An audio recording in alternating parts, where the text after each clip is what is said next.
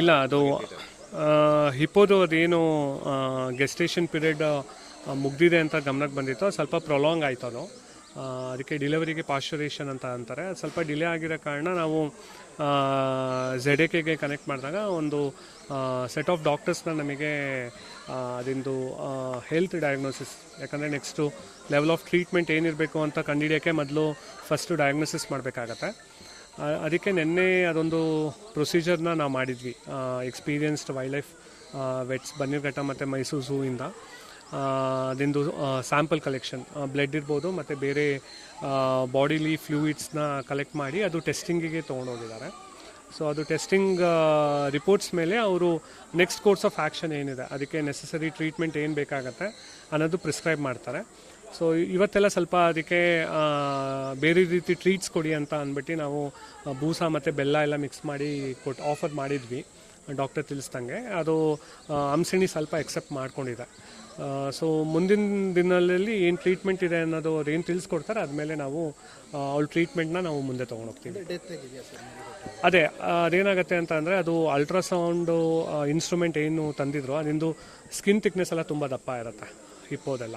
So ಅದು necessary readings ಎಲ್ಲ ನಮಗೆ ಅಲ್ಟ್ರಾಸೌಂಡಿಂದ ಗೊತ್ತಾಗಲಿಲ್ಲ. ಅದಕ್ಕೆ ಸ್ಯಾಂಪಲ್ಸ್ ಎಲ್ಲ ಕಲೆಕ್ಟ್ ಮಾಡ್ಕೊಂಡಿದ್ದಾರೆ, ಬ್ಲಡ್ ಮತ್ತು ಬೇರೆ ಬಾಡಿ ಫ್ಲೂಯಿಡ್ಸ್ ಎಲ್ಲ ಸ್ಯಾಂಪಲ್ಸ್ ಕಲೆಕ್ಟ್ ಮಾಡ್ಕೊಂಡಿದ್ದಾರೆ.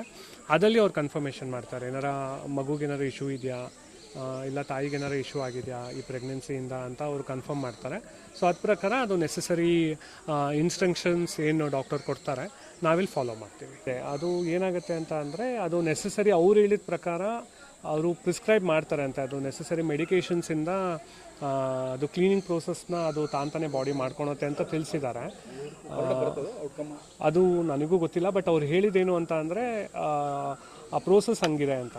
ವಿತ್ ನೆಸಸರಿ ಮೆಡಿಕೇಷನಿಂದನೇ ಅದನ್ನು ಕ್ಲೀನಿಂಗ್ ಪ್ರೋಸೆಸ್ ಮಾಡಬೇಕಾಗತ್ತೆ ನಾವು ಮೊದಲು. ಬಟ್ ಇದು ಟೆಸ್ಟ್ ರಿಪೋರ್ಟ್ಸ್ ಎಲ್ಲ ಬಂದಾದಮೇಲೆ ನಾವು ಒಂದು ನಿಖರವಾಗಿ ಏನು ಟ್ರೀಟ್ಮೆಂಟ್ ಕೊಡಬೇಕು ಹಂಸಿಣಿ ಹಿಪ್ಪೋಗೆ ಅನ್ನೋದು ತಿಳಿಸ್ಕೊಡ್ತಾರೆ. ಇದು ನಮ್ಮ ಝೂಗೆ ಬಂದಾದಮೇಲೆ ಅದು 3ನೇದಿದೆ ಇದು. ಅಲ್ಲ, ಇದು ಗೊತ್ತಿಲ್ಲ ನನಗೆ. ಹಿಂದೆದು 2 ಮರಿ ಹಾಕಿತ್ತದು. ಸೊ ಫಸ್ಟು ಮರಿ ಸ್ವಲ್ಪ ಮೇಲ್ ಅಗ್ರೆಷನಿಂದ ಅದು ತೀರ್ಕೊಂತು.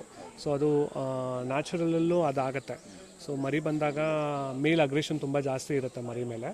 ಆಮೇಲೆ ಸೆಕೆಂಡ್ ಟೈಮ್ ನಾವು ಸಪ್ರೇಟ್ ಮಾಡಿದ್ವಿ ಮೇಲ್ ಮತ್ತು ಫೀಮೇಲ್ನ. ಸೊ ಅದು ಮರಿ ಹಾಕಮೇಲೆ ಅದೇನೋ ಡ್ರೌನಿಂಗಿಂದ ಮತ್ತು ಸ್ವಲ್ಪ ಇಶ್ಯೂಸಿಂದ ಸತ್ತೋಗಿತ್ತು ಅಂತ ನಮಗೆ ಗಮನಕ್ಕೆ ಬಂದಿತ್ತು.